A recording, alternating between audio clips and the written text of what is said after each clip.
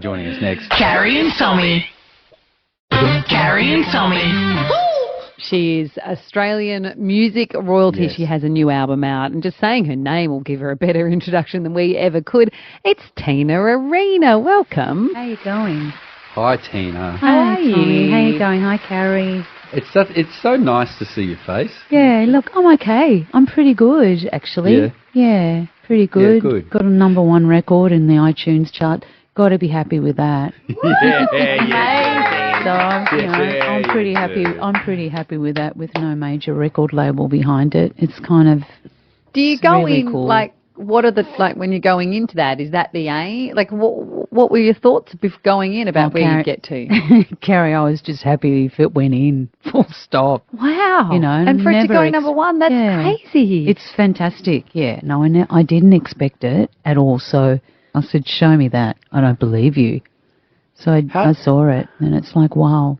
It just means there's an incredible fan base that have been so incredibly loyal. And I think that I hope that it's ultimately about the work. That's what I hope that it's about. It's not about me, but it's about celebrating a beautiful body of work. How have we got to the point that Tina Arena doesn't have a major record label behind her? Is that your choice? It's my choice. Yeah. It's my choice, Tommy, to be honest with you. Does it give you more freedom? Yeah, it does give you more freedom, but I mean, you know, there are pros and cons. Obviously, when you don't have the support of a financial machine that has the ways in which it's all set up and so forth, and it works. It's hard. It's hard when you do it on your own. But I also really feel that for me now, that it's important to know that I have a choice of doing things the way that I want to do them, as opposed to somebody else's perspective. It is my work, and I must put it out there in the way that I see fit, I think. And after all these years, maybe I've learnt a thing or two, I think. Of course you would have. I mean, you're Tina Arena. But a lot of women have spoken about what it's like to be with some of those big record labels. And it seems to be much more of a female-orientated thing, that they come through the other side, and only once they're through the other side do they have the courage is probably the wrong word, but the strength to actually say what that experience was like. Was your experience good being with a big record label, or do you have your own stories yourself that you carry with you? We've all got our own stories, Carrie. I mean, it's really important that that you know that during the 90s, it was a very different time. The template of music was a very, very different thing. And the record companies had a lot of power. And in those days, the Australian record companies, alongside the Americans and the Europeans, and the Europeans usually being headed out of England, there was a little bit more sort of bargaining going on in those days. When what I mean by that is that if there was a big record that was coming out, the Australians, for example, would say, okay, well, we're really happy to promote that record and that artist that you've got coming out of the US. However, by the same breath, what we would like for you to do is to promote our artists. So there was some sort of bargaining stuff that was going on. That's non-existent today. It absolutely doesn't exist. It's charts that are ruled by international artists, and if you say anything about it, people look at you, or people define you as being sourpussed about it. And it's actually not about that, really. It's about zooming out and going, well, what about us? What about our own ecosystem here? We have such a beautiful one here, and it so deserves to be prioritised equally. All I've ever said is, give us an equal chance, which I don't feel we have. Tina, we love you, and we love if you can stick around for a bit longer. More with Tina Arena up next. Carrie and Tommy.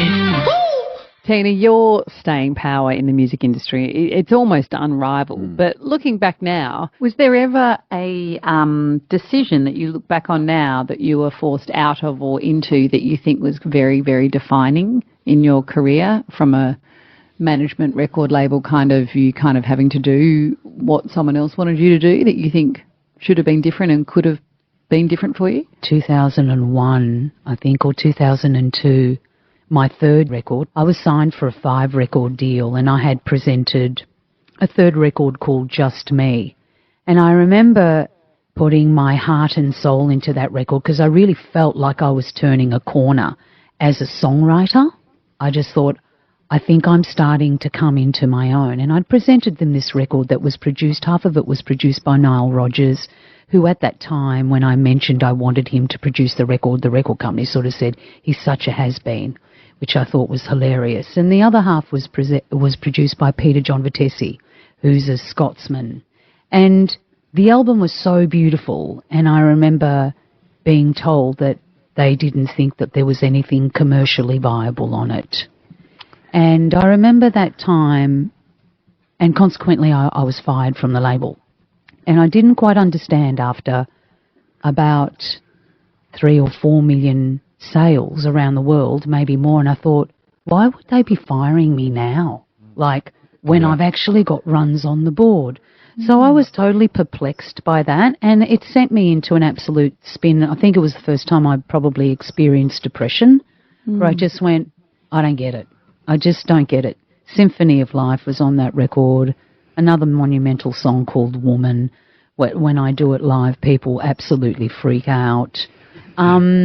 It's a really gorgeous, it was a really defining record at that time, and I got fired from a label because I was just following my intuitive, instinctual trajectory of just evolving as a performer, as an artist. Because that's what I am. Do you look back and think that, like at the time, it was the worst time in your life? Do you look back and think, I'm glad I was fired because it led me in a different direction, or is it still not something you can reconcile? No, I reconciled it. I absolutely, after a little bit of time and zoom out, I was like, okay, well, that's what they did. That's what they did. I'll move on, and I continued to move on. I didn't understand it because there was absolutely no logic in it, but it certainly did me a big favour, though. Interesting. Yeah, I grew from it without any doubt. I grew from it, so it's good. I love your music, but I also love you. I feel like the things you say, I love because you strike me as someone who doesn't really give a shit what people think. And is that fair, or am I completely wrong about that? In terms of, sorry, you have your opinion, and if you don't like it, that's fine, jog on. Yeah. Look, I appreciate that, and I'll take that as a compliment from you, Tommy. It absolutely is.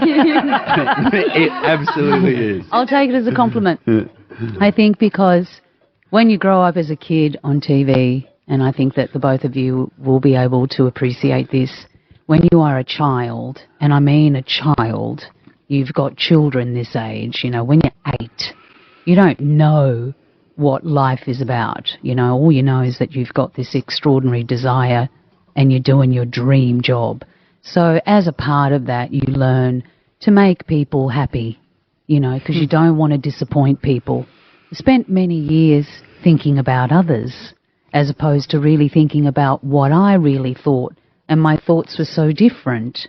So I think that the moment I started to really express those differences verbally, and I know that people don't like people being frank. Australians have a bit of a problem with that because they interpret it very differently. So, but I can't be what I'm not. I've been around too long, and I call it for what it is, because there's enough people not calling it out. So if you're going to have a conversation, the conversation's not going to be any different to the one that we're having right now. We may agree on things, we may agree to disagree, but there's always a really great outcome.